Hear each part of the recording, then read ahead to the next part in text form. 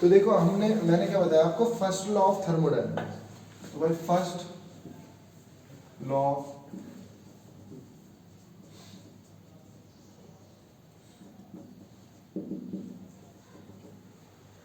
Law of thermodynamic का जो सिद्धांत है वो किसके ऊपर आधारित है?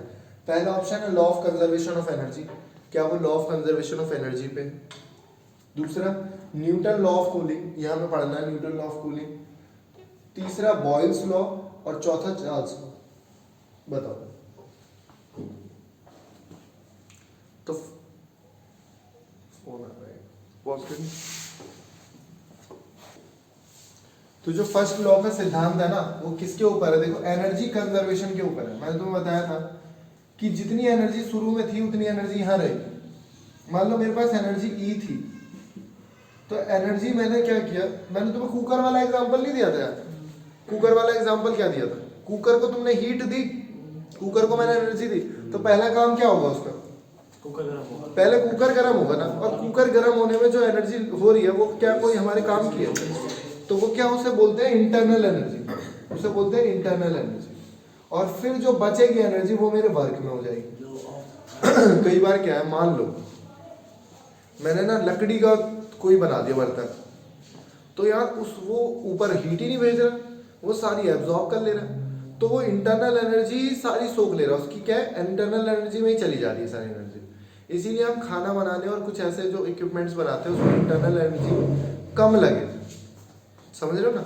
इंटरनल एनर्जी ये है इंटरनल एनर्जी जो कि बॉडी को एब्जॉर्ब कर लेगी। ये एक तरीके का लॉस है भाई, ये एक तरीके का लॉस है। तो जितनी एनर्जी मैं दूंगा वो किस किस चीज में चली जाएगी हमारी? Internal energy. और तो इसका फॉर्मूला बिल्कुल इस तरीके से लिखा जाता है। देखो एनर्जी कुछ दी मैंने, एनर्जी इंटरनल एनर्जी कुछ थी, डेल्टा का मतलब होता है चेंज। अब वो चेंज हो गई, और डब्ल्यू का मतलब वर्क। अभी डब्ल्यू दो तरीके से होता है। मैं तुम्हें एक अच्छी कंसेप्ट बताता हूँ मजेदार, कि भाई जो मेरी एनर्जी थी ना वो पीडीवी की मदद से वर्क हुआ। मतलब ये जो वर्क है ना पीडीवी है, ये पीडीवी क्या है यार? अब ध्यान से समझना ये पीडीवी क्या है। कभी कभी ऐसे भी आ सकता है, तो कुछ भी पूछ रहे हैं वो लोग यार, कुछ भी पूछ रहे हैं। अब ये पीडीवी क्या है? वर्क है। मैंने देखा पीडीवी किसकी जगह लिख दिया भाई? मैंने वर्क की जगह लिख दिया पीडीवी। पीडीवी किसकी जगह लिखा है? वर्क की जगह। तो क्या ये असली में काम है? अच्छा, जब भी तुम्हें डी भी दिख जाए ना, डी दिख जाए भाई, डी का मतलब चेंज। अब पता है क्या, मैं ये पूछ रहा हूँ कि प्रेशर को मैंने कांस्टेंट रखा, और अगर मेरी वॉल्यूम बढ़ रही है तो क्या काम हो रहा है? बिल्कुल हो रहा है भाई काम। देख लो मैंने क्या किया, मैंने चूल्हा जलाया, ठीक है, और मैंने कोई ढक्कन रख दिया उसमें, और क्या हुआ, दूध गर्म करा, और ढक्कन देखा तो ऊपर आ रहा है उठ के। तो इसका मतलब क्या है? वॉल्यूम में चेंज आ रहा है ना। दूध पहले कम था, अब दूध एक्सपेंड हो रहा है, तो वॉल्यूम में चेंज आ रहा है। और वो कुछ काम भी तो कर रहा है, उसने तो ढक्कन उठा दिया, इसका मतलब काम किया उसने कुछ। तो यही काम, मतलब वॉल्यूम के चेंज होने से काम हुआ है ना। और प्रेशर कांस्टेंट, प्रेशर वहां पे कांस्टेंट, प्रेशर क्योंकि इसीलिए तो प्रेशर को फैलने में, प्रेशर एक एटीएम है, एक ही रहता है, दो है तो दो ही रहेगा, ठीक। तो ये मतलब वो है फंडा। A real gas can act as ideal gas. एक रियल गैस जो होती है, रियल गैस एक आइडियल गैस की तरह एक्ट कैसे करे? रियल गैस मतलब मैं तुम्हें बताता हूँ, जो आइडियल गैस होती है ना उसमें होता क्या है, इंटरमॉलिक्यूलर फोर्स जो होता है वो नेग्लिजिबल होता है। मतलब एक दूसरे पे जो फोर्स लग रहा होगा ना, आइडियल का मतलब ऐसी एक चीज जो है ही नहीं असली में, लेकिन हम चाहते हैं आइडियल है ना। आइडियल का मतलब बिल्कुल बिल्कुल बिल्कुल परफेक्ट, मतलब एक रत्ती भर भी कमी नहीं। जैसे मोदू कोई आइडियल फ्लूइड है क्या? एक ऐसा फ्लूइड जो हर चीज मेरी कंडीशंस को वो कर रहा हो। कोई आइडियल वो है, क्या बोलते हैं, फ्यूल। तो जैसे मैंने आइडियल फ्लूइड बोला था, अभी मैं आइडियल फ्यूल कह रहा हूँ। कोई आइडियल फ्यूल है क्या? अब फ्यूल का मतलब वो सस्ता भी होना चाहिए, उसमें से आग भी ज्यादा निकले, उसको आराम से ले भी जा सकते हो। तो ऐसा तो कोई है ही नहीं। हाइड्रोजन गैस सबसे ज्यादा एनर्जी देता है, लेकिन लेके कैसे जाओगे? हम लोग यूज कर सकते हैं उसे घरों में? नहीं कर सकते। तो फिर किस बात का आइडियल है ना? कोई है ही नहीं ऐसा फिर। आइडियल चीजें होती ही नहीं है। उन्होंने बोला कि आइडियल गैस क्या है, तो आइडियल गैस क्या रखना, low temperature, sorry low pressure और हाई टेम्परेचर।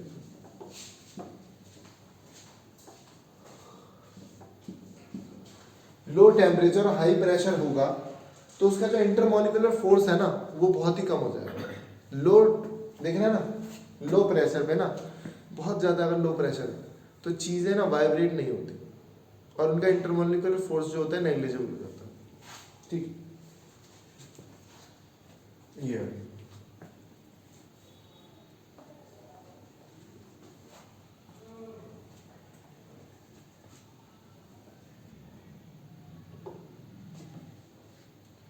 ये वाइड एंड स्मूथ सरफेस, अब ये तो बताइए क्या होगा, बैड एब्जॉर्बर गुड रिफ्लेक्टर।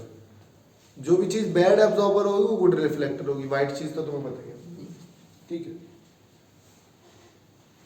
एक चीज है ये भी याद रखना, एक फॉर्मूला का भी चेंज करने को दे दिया तो F9/5 C जमा 32, ये फ़ारेनहाइट को डिग्री सेल्सियस में चेंज करने के लिए।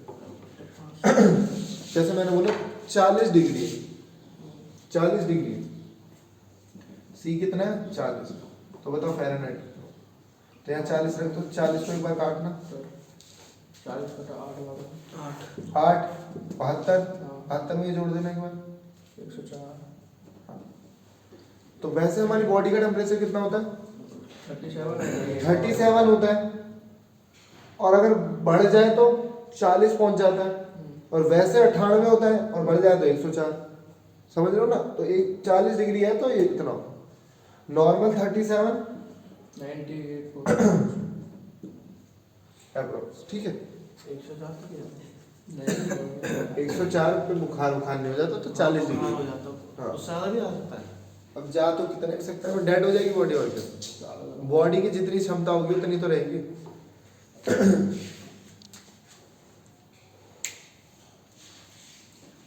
देखो, temperature of distance luminous body can be determined, बहुत बढ़िया चीज है। हमारे पास ना 4 तरह के थर्मामीटर है। एक तो मरकरी थर्मामीटर जो तुमने देखा, अच्छा उसको मुझे टच कराना पड़ता है ना, क्या बिना टच करे मरकरी से मैं कर सकता हूँ, है ना। मैं तुम्हें ऐसी मरकरी का टेम्परेचर यहाँ रखा तो मैं तुम्हारा बता रहा नहीं ना, उसको पूरा टच करना पड़ेगा, तो पहला होगा उसको टच करने पड़ेगा। एक है गैस थर्मामीटर, गैस थर्मामीटर भी टच ही करना पड़ता है। एक है पायरोमीटर और तीसरा है कलर थर्मामीटर। कलर थर्मामीटर क्या होता है उसका ना टेम्परेचर जो है कलर थर्मामीटर के टेम्परेचर के हिसाब से कलर चेंज हो जाता है। ठीक है, हाँ बहुत सारी चीज़ें हैं जो मतलब लाल कलर आ रहा है तो हाई टेम्परेचर है, ब्लू आ रहा है तो लो है, इस तरीके से स्पेक्ट्रम बना रहा होता है उस चीज़ से। अब एक है pyrometer is a device that is used to measure the surface of spectrum of thermal radiation। अब क्या है इसमें ध्यान से देखना, मुझे तो सूरज का टेम्परेचर नापना है तो मैं किससे नापूंगा, पायरोमीटर से। पायरोमीटर क्या करता है, सिर्फ रेडिएशन, वो रेडिएशन लेता है और रेडिएशन से थर्मल एक्सपेंशन, उसमें ना इतना ऐसा एक एलिमेंट लगे रहते हैं कि वो थर्मल एक्सपेंड होते हैं, मतलब हीट की वेव्स से ही ना वो चेंज हो जाती है उनकी लंबाई चौड़ाई, तो वो एक्सपेंड करके टेम्परेचर बताते हैं इतना। जैसे मैंने तुम्हें बताया फोटो इलेक्ट्रिक सेल होते हैं, वो क्या है, जैसे उनको धूप पड़ती है ना वो उछल के दूसरे में चले जाते हैं, जब उछल के दूसरे में जाएंगे तो चेंज हो रहा है, हमें पता लग गया हाँ चेंज हो रहा है, तो एनर्जी प्रोड्यूस करते हो इस तरीके से। ठीक है, तो पायरोमीटर याद रखो। मैं पूछूं 0 केल्विन कितने के बराबर है, -273। ठीक है, सबसे कम हम लोग टेम्परेचर कितना मेजर कर सकते हैं, तो देख लो, सुन लो, किससे कर सकते हैं बोला है,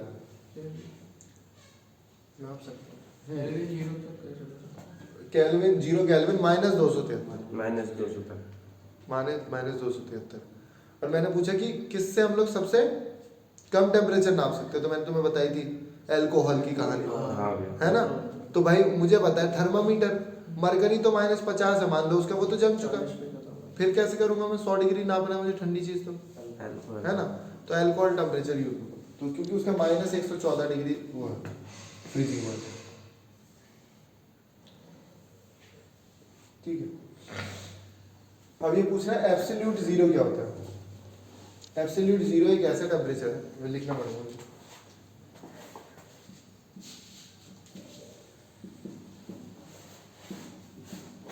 एब्सोल्यूट जीरो टेम्परेचर पूछा और ऑप्शन कुछ भी दे रखे हो तो याद रखना एब्सोल्यूट जीरो क्या होता है, जहां पे काइनेटिक एनर्जी या फिर कोई भी मोशन है ना किसी चीज का, पार्टिकल्स का रुक जाए, जो मोशन है किसका, पार्टिकल्स का बिल्कुल रुक जाएगा, तो उसे क्या कह दिया जाएगा भाई, एब्सोल्यूट जीरो। बिल्कुल याद रखना अच्छे से। तो मैंने तुम्हें एक चीज पूछी थी, देखो एक क्वेश्चन मैंने टेस्ट दिया था, तो मैंने टेस्ट बनाया था, मैंने सुपर कंडक्टर पूछ लिया तुमसे। तो सुपर कंडक्टर का मतलब पता है क्या है, वो एब्सोल्यूट टेम्परेचर पर वो सुपर कंडक्टर बन जाते हैं। मतलब क्या यार, ध्यान से थोड़ा कंसेप्ट समझना। देखो सारी पूरी फिजिक्स दुनिया की एक दूसरे से लिंक्ड है, इसीलिए मैं कई बार ऑफ द टॉपिक चला जाता और ये ऑफ द टॉपिक चलेगा। मैंने बोला कि सुपर कंडक्टर है, अभी क्या होता है जब मैं करंट भेजता हूँ ना वोल्टेज डाल के, तो यार प्रतिरोधकता की वजह से, प्रतिरोध की वजह से उनकी स्पीड कम हो जाती है और वाइब्रेशन से हीट पैदा होती है, जिसकी वजह से लॉस होता है। तो वो तो एक कंडक्टर है कि यहाँ से भेजा वहां पहुंच गया, लेकिन कम पहुंचा, जितना भेजा उतना पहुंच गया, है ना।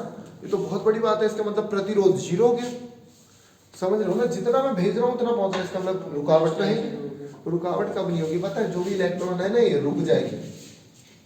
अब ये तो इलेक्ट्रॉन रुक गए, ये तो रोकेंगे ही नहीं, और जितने इलेक्ट्रॉन जा रहे हैं आराम से बह जाएंगे।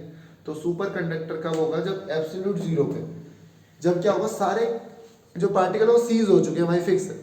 तो ये 0 केल्विन पे होता है, 0 केल्विन पे। और ये हाइपोथेसिस मतलब अभी तक ऑब्टेन करा है नहीं करा मुझे नहीं पता, लेकिन 0 केल्विन पे हो जाता है। ये बताते हैं कि केल्विन को डिग्री में नहीं लिखते हैं। हाँ सर, ठीक है। तो वो 0 डिग्री 0 केल्विन पे। अब बोला कि lake freeze in cold countries in winter, लेकिन नीचे का पानी पानी रहता है, तो इसीलिए मछलियां जो नीचे जिंदा रहती है आराम से। तो ऊपर की बर्फ जम गई, ठीक है, नीचे जमी नहीं है, और जो आइस है वो बैड कंडक्टर ऑफ हीट है, तो वो नीचे ठंडा मतलब नॉर्मल टेम्परेचर रहता है, ठीक है।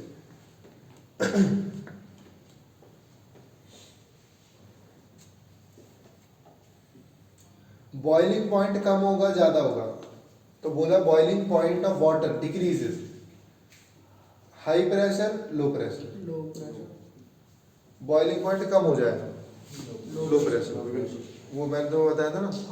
हाँ,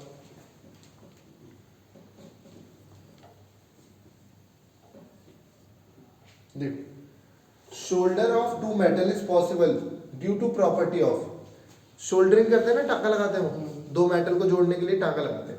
अब इन्होंने पूछा वो किसकी वजह से होता है, अगर पॉसिबल है तो वो किसकी वजह से। पहला ऑप्शन है विस्कोसिटी, सरफेस टेंशन, डिफ्रैक्शन और कोहेजन। तो मैं चारों चीजें लिख देता हूं पहले।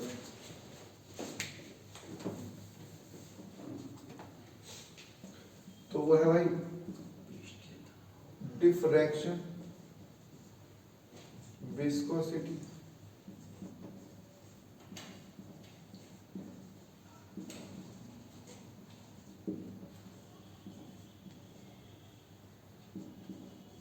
अब ये चारों चीजें क्या, डिफ्रैक्शन लाइट से रिलेटेड है, यहां तो है नहीं डिफ्रैक्शन, ठीक है। विस्कोसिटी फ्रिक्शन होता है, लिक्विड फ्रिक्शन को विस्कोसिटी कहते हैं। मैंने याद कर बताया था कि मैंने लोहे की बॉल ली, एक मैंने डाली शहद में और एक डाली पानी में, कौन सी धीरे आएगी, शहद वाली, तो उसकी विस्कोसिटी ज्यादा है, उसकी विस्कोसिटी ज्यादा है, तो लिक्विड फ्रिक्शन।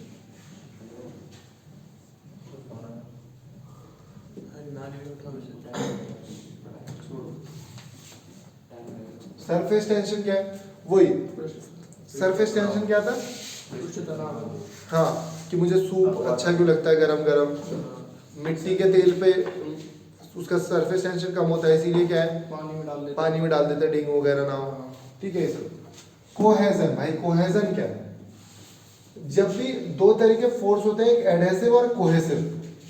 बताया था ना, मरकरी एक दूसरे से नहीं चिपकते, मतलब मरकरी, मैंने मरकरी से नहा लूंगा ना मैं गीला ही नहीं होऊंगा, क्योंकि मरकरी अपने आप से ही चिपकता है भाई, तो उसके पास कैसा फोर्स है, कोहेसिव, ठीक है। देखो कोहेसिव और एडहेसिव, तो कोहेसिव की प्रॉपर्टी की वजह से वो क्या है, दोनों मेटल पिघला के हम लोग एक दूसरे से चिपका देते हैं। The process of two metal join together, ठीक है।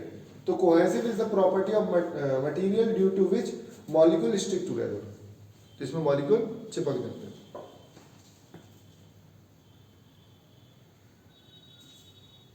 हाँ, तो देखो यहाँ पे लिखा है कि बहुत कोल्ड कंट्रीज में क्या होते हैं, जो पानी के पाइप होते हैं वो क्या होते हैं, बास्ट हो जाते हैं। क्यों हो जाते हैं?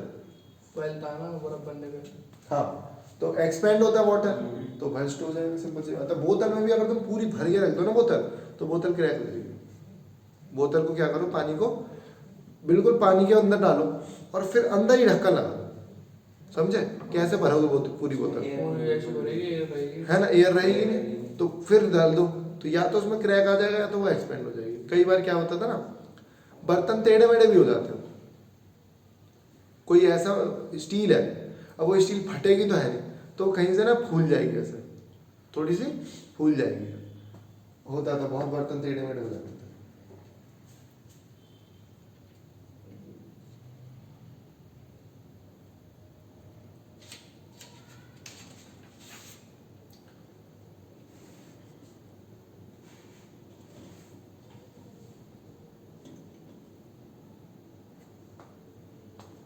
उन्होंने बोला है कि वाटर अगर फ्रीज हो रहा है तो उसकी डेंसिटी क्या होगी, कम हो जाएगी, ज्यादा हो जाएगी, उसका घनत्व बढ़ जाए।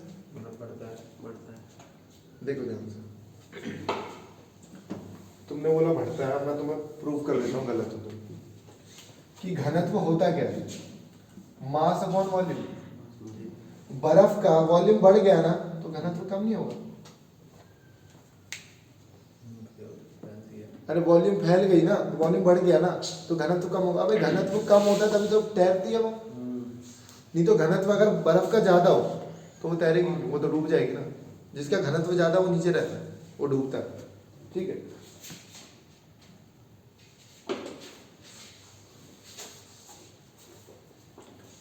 क्रायोजेनिक एक वर्ड है जो कि बहुत ही अच्छा वर्ड है और पूछा जाता है कि किससे रिलेटेड है। वो इंजन है रॉकेट का। हाँ, लेकिन ऑप्शन नहीं दे रखे इसमें। ऑप्शन है high temperature, low temperature, friction और क्रिस्टल। तो ये क्या है, it is deal with the, it is a branch of A physics which deals with at low temperature.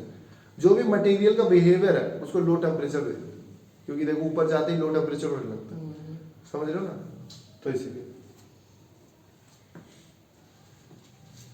अब एक अच्छी चीज है, एक ना मैंने अभी एक इससे पहले एमसीक्यू में एग्जांपल दिया था, न्यूटन लॉ ऑफ कूलिंग है। न्यूटन ने कूलिंग का सिद्धांत दिया था, न्यूटन ने पता नहीं कहाँ कहाँ तो सिद्धांत दे दिया। मतलब जिसका सब में दिमाग तेज है वो सब तो बताएंगे, हर चीज बता देगा, भाई इसको ऐसे कर ले, इसको ऐसे कर ले। तो न्यूटन ने कूलिंग का भी एक सिद्धांत दिया था। उन्होंने बोला, उस पूछा है क्वेश्चन कि रेट ऑफ कूलिंग जो है, रेट ऑफ कूलिंग, जहां रेट आ जाए वहां समझ जाओ स्पीड की बात होगी कि किस चीज से वो बढ़ेगा घटेगा। तो उन्होंने बोला रेट ऑफ कूलिंग जो है वो किस चीज पे डिपेंड कर रही है। तो पहला है टेम्परेचर बिटवीन टू बॉडीज, अंदर की और बाहर की टेम्परेचर से। जैसे मुझे कोई चीज ठंडी करनी है और बहुत गर्मी हो रही है तो लेट लगेगी, पहले से ही ठंडी है तो जल्दी ठंडी हो जाएगी, समझ रहे हो। दूसरी, nature of radiate surface, surface पे डिपेंड करती है क्या? नहीं। क्यों? दूध ठंडा करना है तो थाली में डाल दे, जितना ज्यादा उसमें जाओगे जल्दी ठंडा होगा। कटोरी में तो कूलिंग सरफेस पे डिपेंड कर रहा नहीं, है। सर्विस में वो जमीन वाला समझा भैया मैंने। ठीक है, जमीन पे भी कर ले जब। और एरिया ऑफ रेडिएट सरफेस, देख एरिया तो हो ही गया कितना जाना है, और नेचर ऑफ रेडिएट। कई बार क्या है ना, कोई सॉलिड एक ऐसी कोई पानी है और दूध है, दूध जल्दी ठंडा हो जाएगा पानी से, दूध। तो नेचर किस पे, मतलब जो रेडिएट सरफेस है उस पर भी डिपेंड कर रहा है, मतलब लिक्विड पे भी डिपेंड कर रहा है और सरफेस एरिया पे भी डिपेंड कर रहा है, तो सारी चीजों पे डिपेंड कर रहा है। तो ऑल ऑफ दीज आर इसका आंसर, ठीक है ना। तो ये सारी चीजें तुम्हें पढ़नी। भाई एक बार वीडियो में वाली चीज बता देना, कहते हैं रिफ्लेक्स जो भी आपने बताया था हाइट का, उसमें ये होता है, और पास की गर्मी के लिए ये होता है, सामने सामने छूने पर कंडक्शन होता है। अच्छा, ऐसे एक बार वीडियो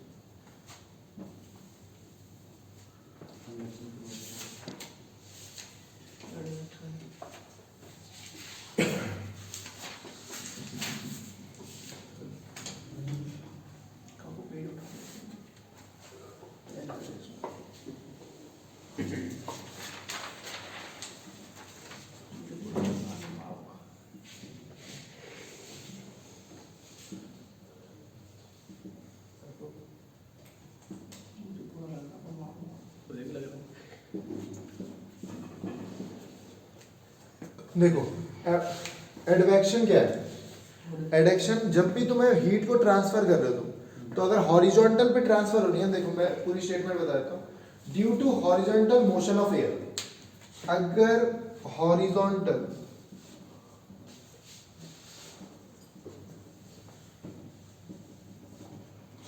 मोशन ऑफ एयर है तो वो क्या है?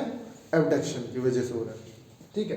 कन्वेक्शन मतलब हीट कहीं भी जाती है, जैसे होली जल रही है, आग लग रही है तो ऊपर भी आ रही है ना, तो कहीं भी जा रही है हीट, पूरे में जा रही है, पूरी सराउंडिंग में जा रही है, ठीक है। तो उसे बोलेंगे कन्वेक्शन। मतलब ये दोनों हमेशा याद रखना, लिक्विड में या गैस में होंगे, मतलब फ्लूइड में ही होंगे।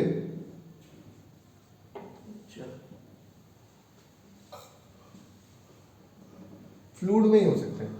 जो कंडक्शन है वो किस में होगा? सॉलिड में होगा, और डायरेक्ट कांटेक्ट की वजह से होता है। तो रेडिएशन किस में होगा? जब भी हमें कुछ भी एयर वगैरह नहीं चाहिए और जैसे सन से रेडिएशन आ रही है तो वो हीट ट्रांसफर के सारे तरीके हैं, ठीक है। ये तो हीट कैसे ट्रांसफर होती है? अब एक यार बताओ क्या क्या पूछ लेते हैं लोग। इन्होंने तो पूछ रखा है कि जो 4 स्ट्रोक पेट्रोल इंजन है वो कौन सी साइकिल पे बेस है? देखो, और इन्होंने जो साइकिल्स दी हैं वो सारी ऐसी साइकिल हैं जो कि इंजन में यूज होती हैं। जैसे कार्नोट साइकिल है, जब इंजन बनाया जाता है तो उसमें चेक करी जाती है। डीजल साइकिल भी है, ऑटो साइकिल भी है, बॉयल साइकिल भी है।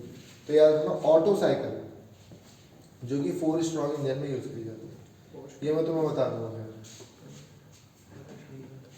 आए वो क्वेश्चन आए, कुछ भी आ सकता है इसका।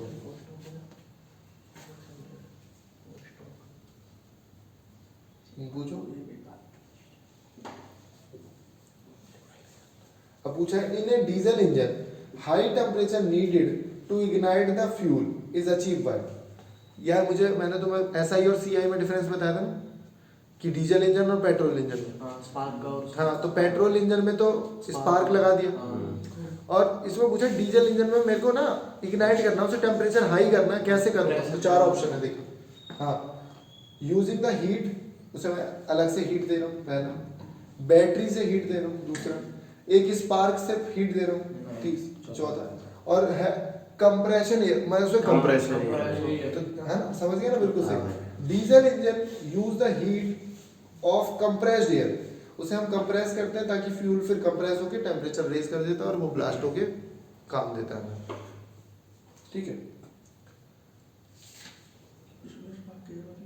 नहीं, इसमें प्रेशर बहुत है डीजल वाले में।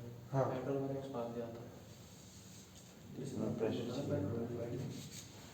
वैसे ये पिस्टन है तो यहाँ पे स्पार्क लग रहा है, इधर से आता है फ्यूल, इधर स्पार्क होता है, तो डीजल वाले में प्रेशर होता देता है। ठीक है, तो ये सारी चीजें तुम पढ़ के रखना आज के लिए। कल तक के लिए